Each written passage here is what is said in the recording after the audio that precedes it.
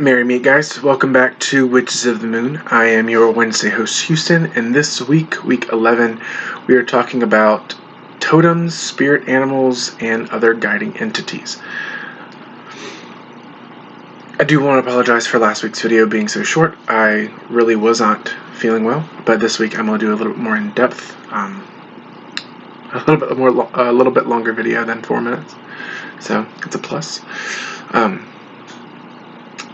So my idea of those two terms, I do believe they are separate. They're usually they're 4 terms that usually are summed up to almost kind of the same thing. The fourth, maybe not so much, but 3 of them definitely are. So those terms are power animal, spirit animal, and totem animal. And what I've learned in my experience, and how I teach when I teach the class on how to find your spirit animal. This is something I've got from a book, and I like their definition, and it really resonates with me. But a spirit animal is an animal guide that was with you when you were born. Could have been with you either born this lifetime or born previous lifetimes, and decided to come back with you as a guide, a protector, kind of like a spirit guide, but in animal form. That's how I look at those. The group spirit animal, that's how I look at that. Now, you can't have more than one. You can have as many as you feel comfortable connecting with. And they come to you they come, at least to me, in a variety of ways. I'll break them down throughout the video, so I won't get off track. We'll stay with spirit animal. So, for me, how I know of one,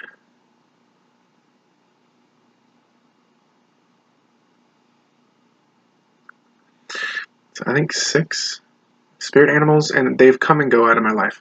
I have, of course, I feel, it's my opinion, that I have one main one, or multiple main ones that stay with me, and some that come and go. At one point in my practice, I was I was searching and connecting with 9, trying to connect with 9 different spirit animals that connect me with my personal 9 directions, and that's a shamanism base theory. 9 directions being the 4 cardinal sign, not cardinal, darn it, compass, north, south, east, and west. Then you have left and right, which is the god and the goddess. Then you have above and below, and then you have within, or center. Yeah, center. So that's basically the spirit, or you. You are the center of the circle. So that would be your spirit animal. I found, so at one point in time, I was trying to connect with and figure out all the different points of my shamanic circle of spirit animals. For me, when I first started studying, there was a book on Wicca, I think. There might not have been a book. My friend might have introduced me to the concept of a spirit animal, like a spirit guide. Because I say friend, my sister, we're best friends. We're like brother and sister. For those of you who, I think I've talked about her before on this channel, but I think she introduced me to the concept of spirit animals. She kind of told me what my first one was, or what my prominent one was at the time. And when I look back on it, it does make sense that why he would show up, or why he did show up at the time, and he's still with me.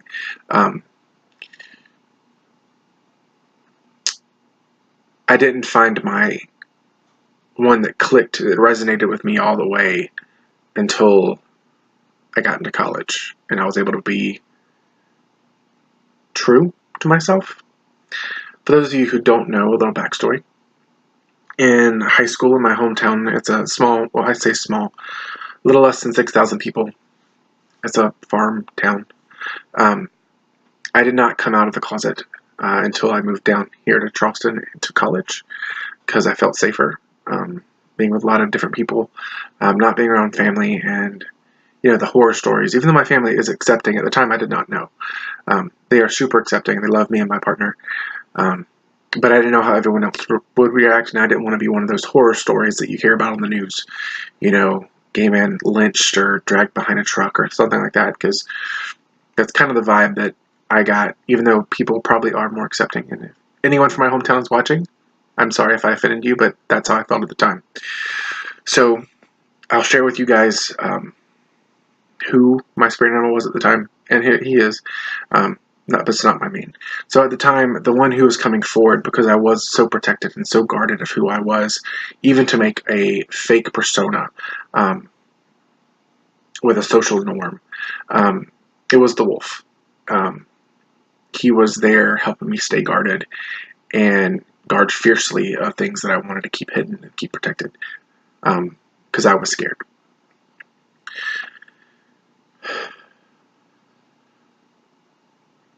When I came out in college and I was doing I felt free, doing more spiritual seeking and connecting with the elements through my photography work and just being out. We saw, me and an ex-roommate of mine, I was reading a book at the time called Shamanic Witch, which the ex-roommate had. Still has. I do believe when we had a falling out, she took the book with her, which is fine. But I was reading the book Shamanic Witch at the time, which is a very awesome book if you're interested in if you're like interested in the beginner phases of shamanism. It's pretty good in mixing it with Wicca and witchcraft. It's more Wiccan based than it is traditional craft based. But I was reading that, and I had some ideas going on in my head, and how when you're looking out the window and you're riding down the road, you'll see images of clouds and the term matrixing, where they form into shapes in your mind and you see images. When that kind of happened, we were on the way to a local park that had an animal exhibit and other historical landmarks too, like cannons and things like that. It was I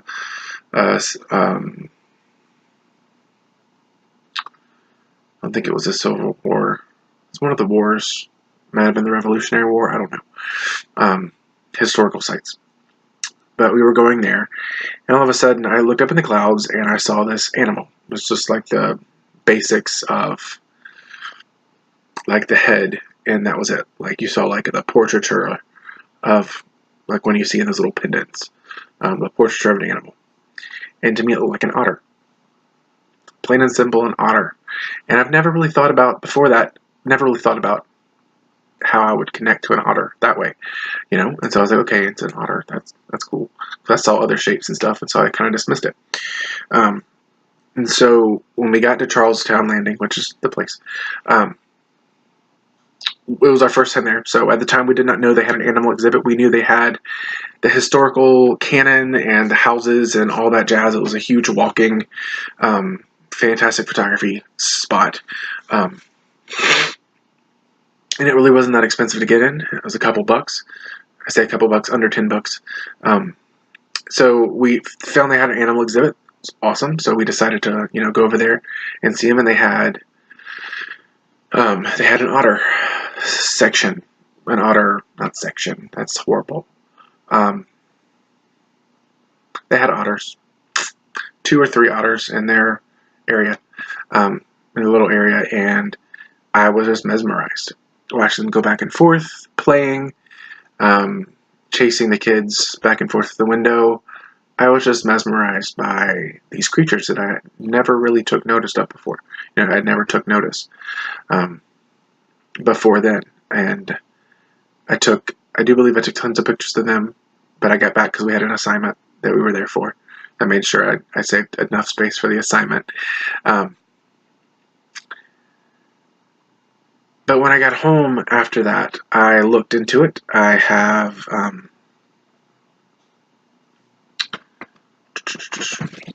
this book here. It's a fantastic book. I've had this, I think I bought this I bought this before I moved down here. So I was studying different spirit animals before I moved down. So I looked in there. They have a huge, they have not a huge, but they have a section strictly for the otter. This is kind of like an encyclopedia of birds, insects, fish, and other. The bird section, that's first. Animals are after. Yep. There they are. Alright, let me get to it. So, not really anything you can think of. Oh, I passed it. There's the weasel. So, animals can come to you, like I was saying, in different ways. It doesn't have to be, see, I have it highlighted. The otter. I have it highlighted. It's a page, a little over a page in a quarter. They can come to you like they came to me. They can come to you out of the blue. Someone who you trust with a psychic ability could tell you, even though with that, if you don't know the person very well, always take their word with a grain of salt and do your own research and how you feel with that animal. Or how you feel connecting with that animal. They can come to you through divination. I have a, which apparently is not unpacked. I'm still in the middle of unpacking. I just need one more bookshelf. Well, not bookshelf, but storage shelf, and everything will be up off the floor and packed away. I haven't got that far yet. But I'm just trying to think of where I put them. But there's a deck called the Medicine Cards. Those are fantastic. I used those throughout high school, and I still use them now. I just don't know where they're at. Those are fantastic. Another deck that's great is a message guide from messages from your spirit animal oracle deck. Yeah, that's out of reach. It's down there. That's an awesome deck to have if you're just looking for oracle cards to get like a daily energy of the day, or to go in deep and meditation and pull a card and see what animal pops up. It's another good way to work with the animal. I've had spirit animals come to me in random, like, they're not like, I don't know, there's almost like a daydream, but it's like a burst daydream. But for me, that's what I call a vision, I guess you can say. Where I would see, like out of nowhere, like I'm standing in line at Walmart, or standing or doing something. Not, I try not to let these happen while I'm driving, but because it kind of takes over my sight for a second. Or I just see like the animal, like it just in front of me, either off in the distance, or getting closer, or right up on me, looking at me. That may sound creepy to some. I mean, hell, I've scared myself. That scared me once or twice. Hell, fuck, more than that. But so with that, my main spirit animal I connected with the otter. And if those who follow me on Facebook, I post a ton of otter videos. I do not apologize for those. They're cute, and they'll get reposted. Now, going on to the totem, I believe that the totem represents a family of people, or a tribe of people. From research, and I totally could be wrong. If I am wrong, please correct me. From my research, the totem pole was gifted to a couple when one clan married to one person from one clan married someone else from another clan, or another tribe. I keep saying clans, tribes. And the totem pole happened. It was one on top of the other to make the marriage, that kind of thing. I totally could be wrong. They also could be used for truces, when one tribe and the other tribe made a truce over land, trade, things like that. They would create a totem pole to represent the truce. That's just a theory. That I have not backed up with evidence. That's just a theory of mine. And I have found those animals are also part of my spiritual team. And how you can find those is you can meditate on them, you can dream on it, put the intention on, or in a dream pillow. If you make your own dream pillows, put the intention, like the enchanted paper with the intention on it, put it in the dream pillow and sleep on it and dream, if you do dream work. If you don't, you can always scry. You can use the tarot cards, even though it's a little bit more complicated because it doesn't really tell you out front what it is, like up front, not out front. Up front what it is, you have to piece it card by card, like what it could be, and kind of go off your deduction skills. You could do a pendulum, but pendulums, I believe, well, I feel, can be very, especially when you're dealing with yourself, be very biased towards what you want instead of actually getting the truth out of it, or the truth, like what you need to hear, not what you want to hear. So, and the totem animal, in my opinion, is there to protect the entire family or the entire tribe of people. It's kind of like their guardian.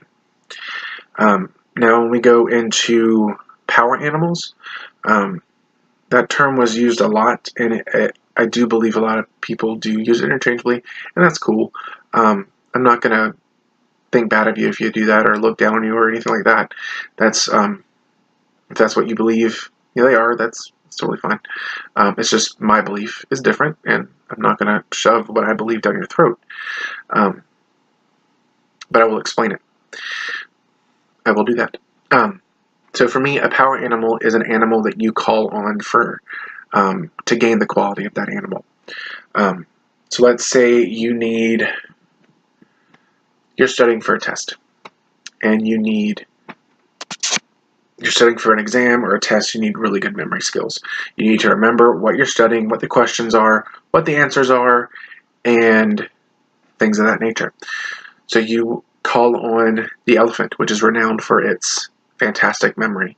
Remember, they remember people from 20 years into their life. They'll remember who rescued them, and they'll still know who they are by their facial recognition, even after, humans, after we've aged. They'll still remember the person. So you call on the elephant to grant you the memory to pass this test, to remember your answers, to memorize certain key terms, key phrases, key dates in history that you have to study. The elephant in this situation is what I consider a power animal, because you are calling on the elephant to grant you its medicine, which is in the shamanic community. When you work with power animals, you're asking them to give you some of their medicine, which is their power. Or you take on their medicine. It's also used a lot in shamanic healing. Like this is kind of where the terms get mixed up. You can work with your spirit animal as a healer. Like I work with, in certain cases, I work with otter when I'm doing healing work. Especially if it's not a Reiki based, if it's more of an energetic healing, I will work with otter, and me and her will go through, and she'll help me with the healing. But if I am calling on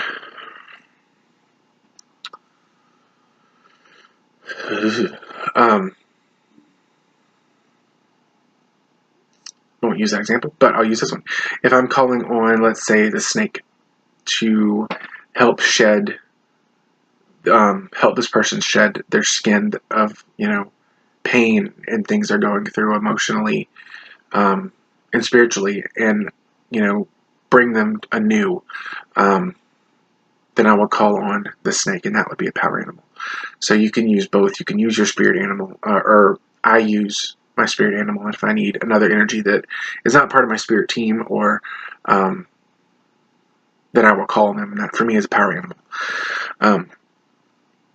So I hope that made sense. There's also, you can go if a lot of thoughts get together.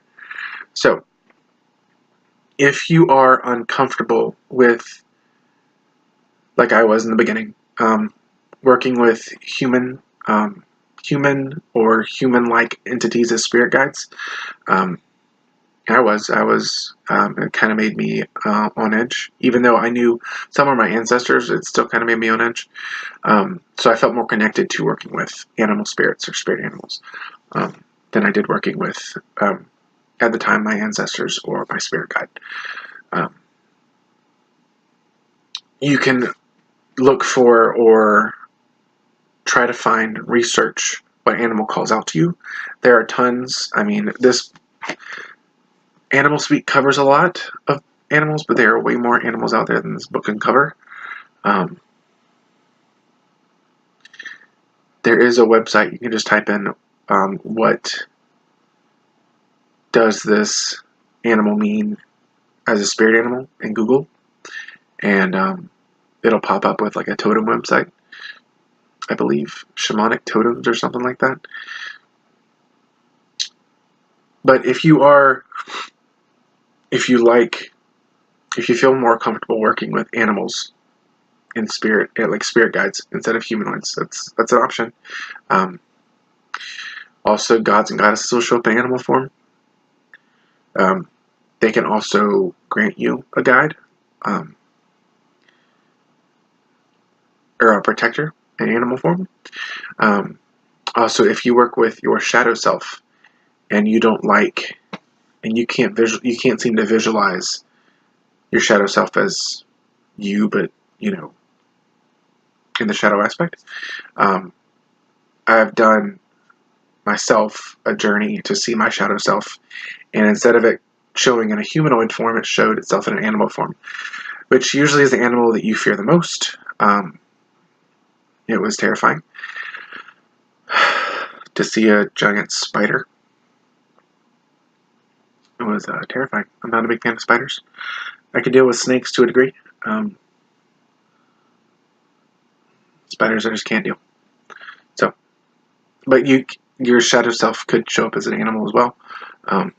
That's something to think about. Now, when working with these spirit animals, totem animals, power animals, what have you, when working with them, you always want to be careful. That's with any spirit work. Even if you, especially when you're, especially when you're first finding out what spirit animal or totem animal or power animal you're connected with, always use discretion. Be a skeptic for a while and ask them to make their sign known a certain amount of times. I usually do 3 or 5 if I'm really hard-headed. And that way I know that it's not just my subconscious making up stuff, it's actually them trying to get my attention or them trying to pass a message to me. Because I'm hard-headed. What else? So, another belief that I want to talk about before I end the video is a lot of people, and myself included, believe that the spirit animal is yourself represented in animal form. So that would be your main spirit animal, the main spirit guide in animal form, which for me is the otter, represents you as a person, as a witch, as an energetic being in animal form. Some people don't believe in that, but I do. I do believe that your main spirit animal is basically you, but in animal form. And there are many things you can do to connect deeper with your spirit animal or animal guide. You can, of course, go on journeys with them, a shamanic journey, meditation, guided meditation. You can learn to shapeshift into animal, and I don't mean physical, like in the material realm shapeshift. I mean more of a shape-shifting into them in the astral and living and or seeing what life is like through their eyes, connecting with them, things like that. So this is a super long video. I hope you guys enjoyed. And if you have any questions, comments, or concerns, please leave them down below for me in the comment section. And until next week, many blessings.